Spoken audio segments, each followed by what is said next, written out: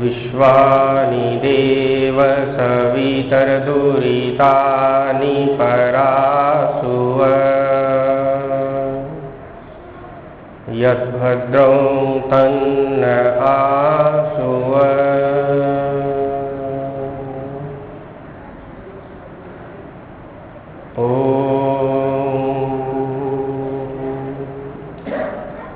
असतो मा सद्गमय तमसो मा ज्योतिर्गमय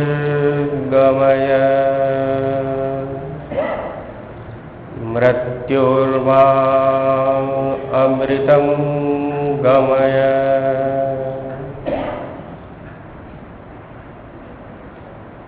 शोक सभा में उपस्थित सज्जनों,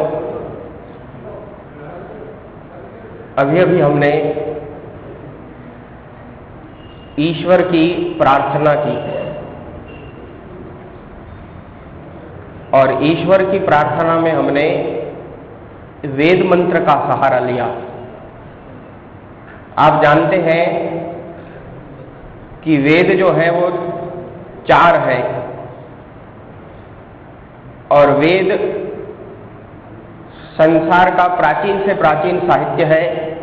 ये तो विज्ञान वाले भी मानते हैं, इतिहास वाले भी मानते हैं। लेकिन विशेष बात यह है कि वेद किसने बनाए ये ज्यादा लोगों को पता नहीं।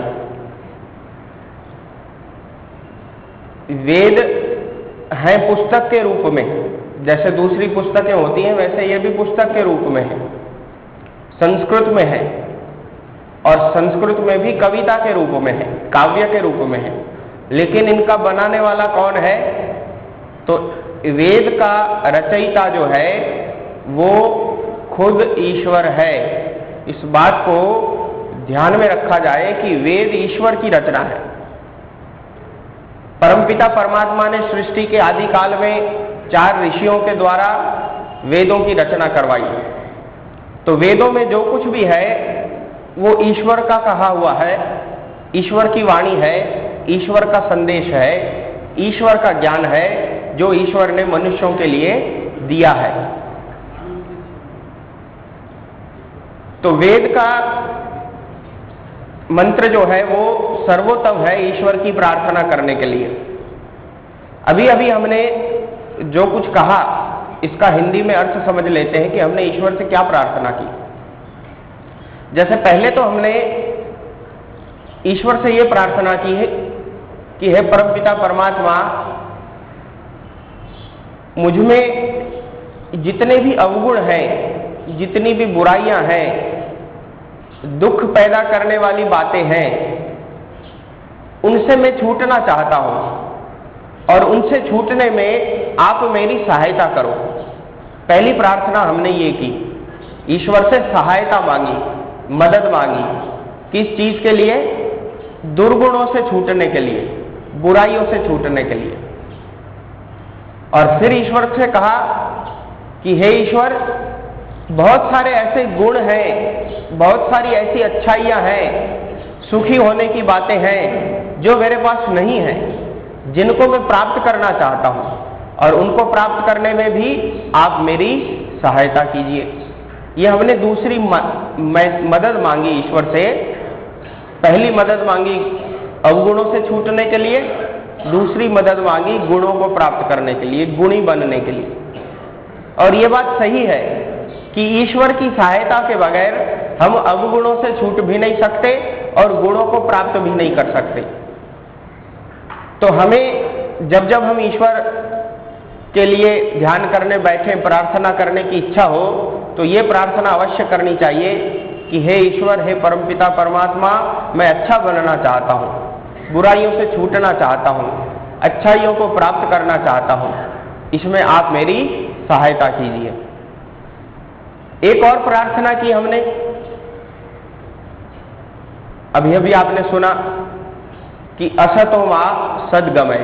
ईश्वर से कहा, हे ईश्वर असतो मां सद्गमय। ये सरल संस्कृत में है, इसलिए इसको समझना ज्यादा सरल है, सुन के भी समझ में आता है। फिर कहा तमसो मां ज्योतिर्गमय, ये भी एक प्रार्थना है। और फिर कहा मृत्युर मां अमृतम गमय, मृत्यु की बात। ये तीन चीजें हमने ईश्वर से मांगी। असतो मां सद्गमय का अर्थ होता है कि हम ईश्वर को ऐसा कह रहे हैं कि हे ईश्वर, मुझे आप असत्य से सत्य की ओर ले चलो। देखो कैसी उत्तम इच्छा भक्त कर रहा है, ईश्वर का प्रेमी व्यक्ति कर रहा है कि हे ईश्वर, मुझे असत्य से सत्य की ओर ले चलो, झूठ से सच की ओर ले चलो। कितनी बढ़िया मांग है। असत्य जो है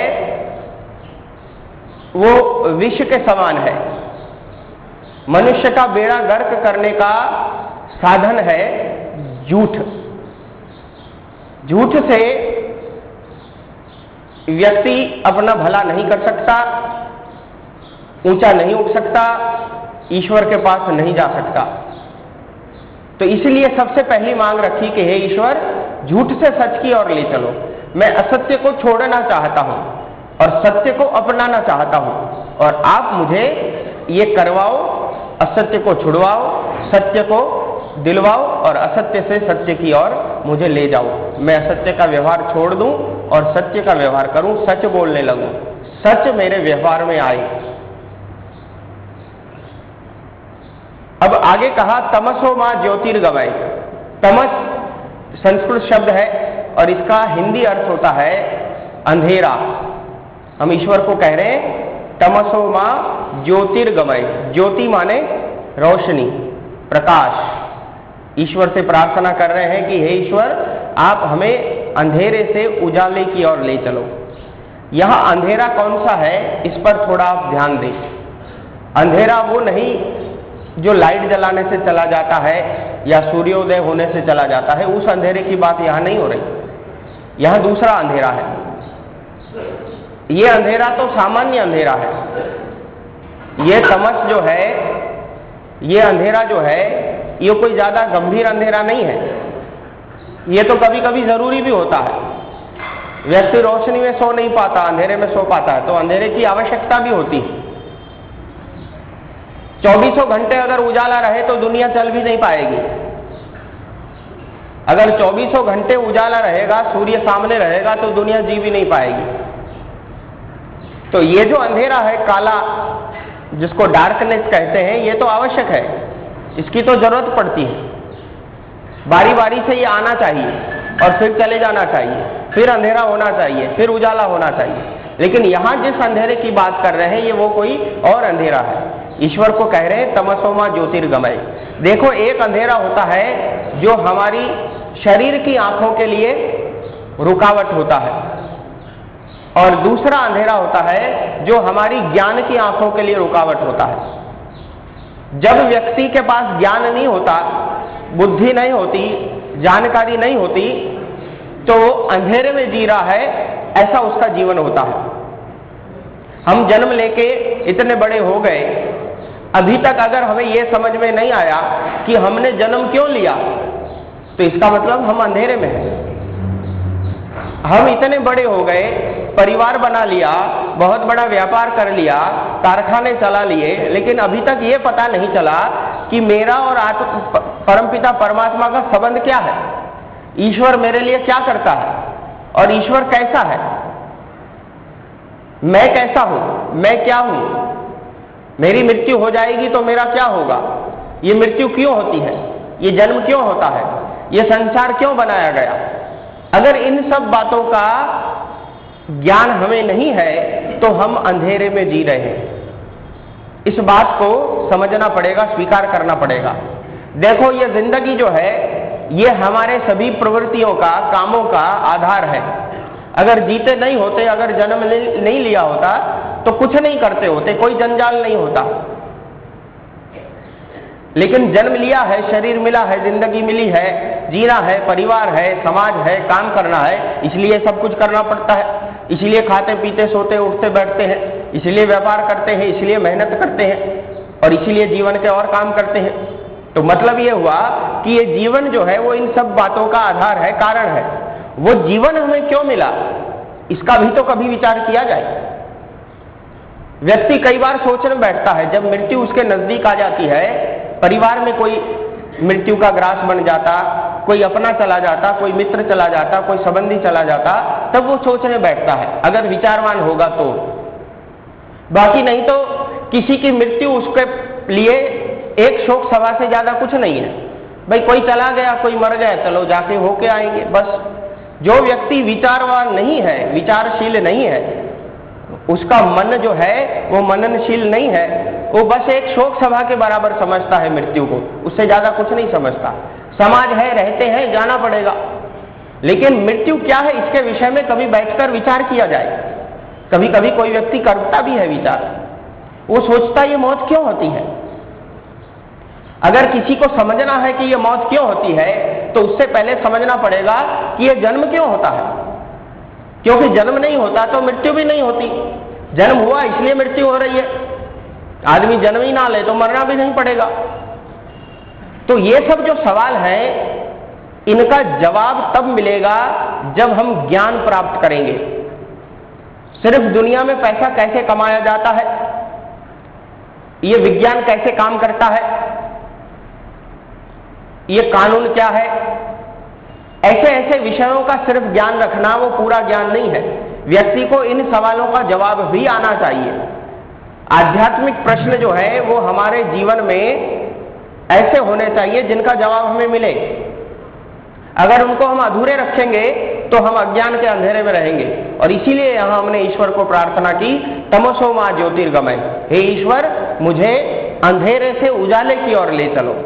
मैं अज्ञान के अंधेरे से ज्ञान के उजाले की तरफ जाना चाहता हूं। मुझे ज्ञान दिलवाओ, मुझे ज्ञानी बनाओ, मुझे जानकार बनाओ, मुझे इन प्रश्नों का उत्तर पता चले, ऐसा करो, ऐसी सहायता करो, ऐसी प्रेरणा दो। और अंत में क्या कहा ईश्वर को, मृत्यु और मां अमृतम गमय। ईश्वर को कहा कि हे ईश्वर, हे परम पिता परमात्मा, हे जन्मदाता, मुझे आप मृत्यु से अमरत्व की ओर ले चलो। क्या मांग दिया देखो। कोई व्यक्ति सोच सकता है कि कैसी मांग करी, ये भी कभी संभव है। ईश्वर को कहते हैं मृत्यु और मां, मृत्यु से अमृतम गमय, अमरत्व की ओर ले चलो, अमर बना दो मुझे, मैं मरूं ही नहीं, ऐसा कुछ कर दो। यहां समझना पड़ेगा।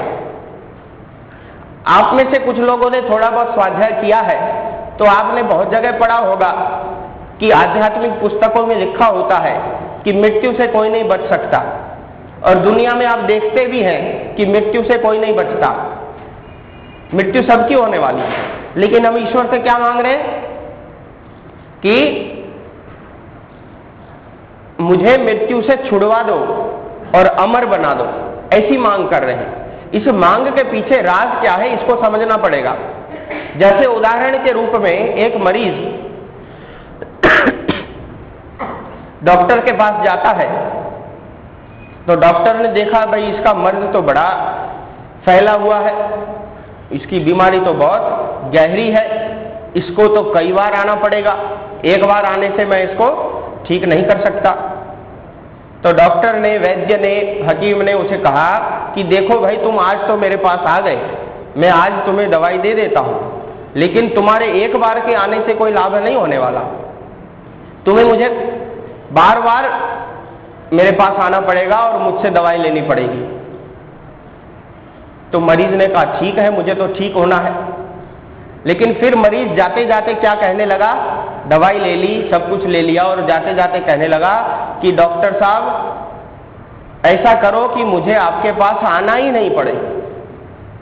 अब डॉक्टर सोचेगा अभी अभी तो इसको बोला कि मेरे पास कई बार आना पड़ेगा, और अभी जाते जाते बोलता है कि आपके पास मुझे आना ही नहीं पड़े, ऐसा कुछ करो। यहां मरीज क्या कहना चाहता है इसको समझना पड़ेगा। मरीज ये कहना चाहता है कि डॉक्टर साहब जब तक मेरे पास मर्ज है तब तक तो आऊंगा, ठीक होने के लिए आऊंगा, लेकिन इसके बाद कभी नहीं आना पड़े, ऐसा कुछ कर दो, कभी बीमार ही ना पड़ूं, ऐसा कुछ कर दो। और यही बात यहां पर है। यहां भक्त ईश्वर को क्या कहता है कि हे ईश्वर, मैं मरूं ही नहीं, ऐसा कुछ कर दो। अब जब जिंदा है, शरीर ले लिया, जन्म हो गया, तो मरेगा तो जरूर, फिर भी मांगता क्या है, मैं मरूं ही नहीं। तो इसका अर्थ ये हुआ कि भक्त जो है वो कहता है कि हे परमपिता परमात्मा, मैंने इस बार जन्म ले लिया, तो इस बार तो मुझे मरना पड़ेगा, और जब तक मेरी योग्यता नहीं बनती तब तक बार बार जन्म लेना पड़ेगा और बार बार मरना पड़ेगा। लेकिन मेरी स्थिति ऐसी कर दो कि एक दिन ऐसा आ जाए कि मुझे मरना ही ना पड़े। और वो कब होगा? जब मैं जन्म ही नहीं लूंगा, तब मुझे मरना नहीं पड़ेगा, तब मैं अमर कहलाऊंगा। अमरता इसको कहते हैं। अमर कौन होता है? जो मरता नहीं। और कौन मरता नहीं? जो जन्म नहीं लेता। तो हम जब ईश्वर को कहते हैं कि मृत्यु और मां अमृतम गमय, तो इसका अर्थ ये होता है कि ये ईश्वर, आप हमें जन्म मरण के चक्कर से ही छुड़वा दो, हम मुक्ति के लायक बने, मोक्ष के योग्य बने, ऐसी हमारी योग्यता बनाओ, ऐसी हमें सहायता करो, ऐसी हमें प्रेरणा दो। इसका मतलब कभी यह नहीं निकालना कि जब ईश्वर को कहते हैं कि मृत्यु और मां अमृतम गमय, कि हे ईश्वर आप हमें मृत्यु से अमरत्व की ओर ले चलो, तो इसका अर्थ ये नहीं निकालना कि आदमी जो है वो इस शरीर में रहते हुए अमर रहना चाहता है। ईश्वर को कहता है कि मैं मरूं ही नहीं, ऐसे ही जीता रहूं, यही मेरा शरीर है, इसी शरीर में बैठा रहूं। ये मांग नहीं की ईश्वर से। ईश्वर से मांगा कि इस बार जन्मा, फिर मरूंगा, मरना पड़ेगा, फिर भी अगर मेरी योग्यता नहीं बनी, कर्म ऐसे नहीं हुए, संस्कार ऐसे नहीं हुए, तो फिर जन्म लूंगा, फिर मरना पड़ेगा। लेकिन एक दिन ऐसा आना चाहिए, मेरी योग्यता जन्म जन्म पर बढ़ते जानी चाहिए, फिर एक दिन ऐसा आना चाहिए कि मुझे फिर से जन्म नहीं लेना पड़े। और जब जन्म नहीं लेना पड़ेगा तो मृत्यु से भी छूट जाएगा, मृत्यु से भी छूट जाएगा तो परमपिता परमात्मा के साथ ईश्वर के आनंद का भोग करेगा, जिसको मोक्ष कहते हैं, जिसको मुक्ति कहते हैं। हिंदू सभ्यता के आध्यात्मिक साहित्य में मुक्ति का उल्लेख बार बार आया है, जगह जगह पर आया है। ये मोक्ष क्या होता है, ये व्यक्ति को पता होना चाहिए। हमारे जीवन का लक्ष्य जो है वो मोक्ष है। फिर चाहे हम 10 जन्म के बाद उसके लायक बने या 50 जन्म के बाद उसके लायक बने या इससे भी अधिक लग जाए, लेकिन हमारा परम लक्ष्य जो है, चरम लक्ष्य जो है, वो मुक्ति है, वो मोक्ष है। इस बात को हमें समझ लेना चाहिए। इस जन्म में हम जैसे जन्मे, इस जन्म में हमारी जो योग्यता है, इस जन्म में जैसा हमें शरीर मिला, जितना ज्ञान मिला, जितनी शक्ति मिली, जितनी योग्यता मिली, इससे ज्यादा अगले जन्म में मिलनी चाहिए। यह हमें अभी लक्ष्य बनाना पड़ेगा। देखो, जब हमारी मंजिल बहुत दूर हो और अंतिम मंजिल को पाना हो तो हमें पहले छोटी छोटी मंजिलें तय करनी पड़ती हैं। हमें सोचना पड़ता है भाई पहले यहां पहुंच जाऊं, फिर वहां से वहां चला जाऊंगा, फिर वहां से यहां पर जाना पड़ेगा, फिर इस जगह से वहां जाना पड़ेगा, और ऐसे करके करके मैं अपने अंतिम लक्ष्य को पहुंचूंगा। तो मुक्ति का जो अंतिम लक्ष्य है वो एक जन्म में नहीं मिलता है, बहुत भारी योग्यता के बाद मिलता है। लेकिन उसके लिए हमारी सीढ़ी क्या है? वो सीढ़ी यह है कि हम जन्म जन्म के बाद उत्तम से उत्तम बनते जाएं। इस जन्म में हम जैसे हैं वैसे के वैसे ही दूसरे जन्म में अगर पैदा हुए तो हमने प्रगति नहीं की, हमने विकास नहीं किया। और अगर इस जन्म में हम जैसे हैं, आने वाले जन्म में इससे भी नीचे के वर्ग में पैदा हो गए, इससे भी कम योग्यता वाले पैदा हो गए, तो हमारी तो अवनति हो गई, हमारी उन्नति नहीं हुई, हमारा विकास नहीं हुआ, हमारी तो गिरावट हो गई। और ये होना निश्चित है। हमें तो ऐसा करना चाहिए कि इस जन्म में हम जैसे पैदा हुए, आने वाले जन्म में इससे अच्छे पैदा हो। इस जन्म में हमारी शक्ति जितनी है, आने वाले जन्म में इससे ज्यादा होनी चाहिए। इस जन्म में जैसा परिवार, जैसा समाज, जैसा देश हमें मिला, आने वाले जन्म में इससे अच्छा मिलना चाहिए। इस जीवन में हमारी बौद्धिक शक्ति जितनी हमें मिली, आने वाले जन्म में इससे अधिक मिलनी चाहिए। हमारे कर्मों का खाता इस जन्म में जैसा है, आने वाले जन्म में इससे अच्छा होना चाहिए। ऐसा लक्ष्य हमें बनाना पड़ेगा, तब हम ऊपर उठ पाएंगे। बाकी नहीं तो हम जैसा जीवन जी रहे हैं वैसा ही अगर जीते रहे तो हम तो गिरते जाएंगे। हम झूठ बोलते हैं और हम ये सोचते हैं कि हमें झूठ बोलने से कोई नुकसान नहीं होता, क्या हो जाएगा, झूठ बोलने से तो काम हो जाता है। आदमी ऐसा कहता है कि झूठ बोलने से तो काम हो जाता है। व्यापारी व्यक्ति कहता है कि झूठ बोलने से तो व्यापार चलता है। झूठ कैसे नहीं बोलूंगा, लेकिन उससे हमारा जो भयंकर नुकसान होता है उस पर हमारा ध्यान नहीं जाता। परमपिता परमात्मा झूठ बोलने की छूट किसी भी अवसर में नहीं देते हैं, कभी भी नहीं देते। सच बोलना पड़ेगा। क्यों? क्योंकि जो वाणी हमें दी है वो ईश्वर ने दी है। हमारे पास जो जबान है वो हमारी जागीर नहीं है। हमारे पास जो बोलने की शक्ति है वो किसी की दी हुई है, और जिसकी दी हुई है वो ईश्वर, वो परमात्मा, दुनिया का सबसे बड़ा सच्चा व्यक्ति है, सच्ची शक्ति है, धर्मात्मा है। वो कभी झूठ नहीं बोलता, वो सच बोलता है और सच बोलने की प्रेरणा देता है, सच्चा ज्ञान देता है और सच्चे ज्ञान का प्रचार करने की प्रेरणा देता है। तो हम उसी की दी हुई जबान से, उसी की दी हुई शक्ति से झूठ बोलते हैं, तो ईश्वर क्या करेगा? इस जन्म में वाणी दे दी, दूसरे जन्म में नहीं देगा। सीधी सी बात है। जब माता पिता बच्चे को खिलौना देते, कोई चीज देते उसका उपयोग करने के लिए, और बच्चा उसका उपयोग नहीं करता, दुरुपयोग करता है, तो माता पिता क्या करते हैं? वो चीज छीन लेते हैं, भाई वापस दे दे, तू इसके लायक नहीं है। और परमपिता परमात्मा भी ऐसा करते हैं। सीधी सी बात है। हमने वाणी पाई, अपने कर्मों के अनुसार वाणी का दुरुपयोग किया, झूठ बोला, गाली बोली, दुष्प्रचार किया, दूसरे जन्म में वाणी नहीं मिलेगी। कैसे? आप देख लो, कई मनुष्य भी जन्म से गूंगे पैदा होते हैं, और अगर मनुष्य नहीं बने, उतने भी हमारे कर्म नहीं होंगे, तो जितने भी पशु पक्षी कीट पतंग जीव जंतु इस दुनिया में है, सबके सब गूंगे। सिर्फ मनुष्य बोल सकता है। क्यों? क्योंकि ईश्वर ने ऐसी व्यवस्था बनाई है कि वाणी का दुरुपयोग बहुत होता है, तो जो वाणी का सदुपयोग करेगा उसको मनुष्य बनाया जाएगा, और जो नहीं करेगा उसको पशु पक्षी कीट पतंग जीव जंतु बनना पड़ेगा, जो बोल ही नहीं सकते। इसी तरह से जो दूसरी शक्तियां हमें मिली हैं, हम मनुष्य बन गए, पशु पक्षियों से उच्च बन गए, हमारे पास पशु पक्षियों से बुद्धि ज्यादा है, शक्ति ज्यादा है, योजना ज्यादा है, तो हम क्या करते हैं? हम उन पशु पक्षियों को अपना भोजन बना देते हैं, उनको काट के खा जाते हैं। ईश्वर देख रहे हैं, ईश्वर को पता है कि जैसे ये मेरी संतान है, ये मनुष्य मेरी संतान है, वैसे ये दूसरी गाय बकरी मछली आदि जो है वो भी मेरी संतान है, उसको भी मैंने बनाया है। और ये मनुष्य जो है वो अपनी शक्ति का दुरुपयोग करके, अपने उच्च स्थान का दुरुपयोग करके इसको काटता है, मारता है, खाता है, बेचता है, व्यापार करता है इसका काटने के लिए। तो ईश्वर क्या करेंगे? फिर से मनुष्य नहीं बनाएंगे। सीधा सा नियम है। मांसाहारी व्यक्ति दूसरे जन्म में मनुष्य नहीं बन सकता। कड़वा वचन है लेकिन सत्य वचन है। क्यों? क्योंकि ये ईश्वर की व्यवस्था का विरोध कर रहे हैं।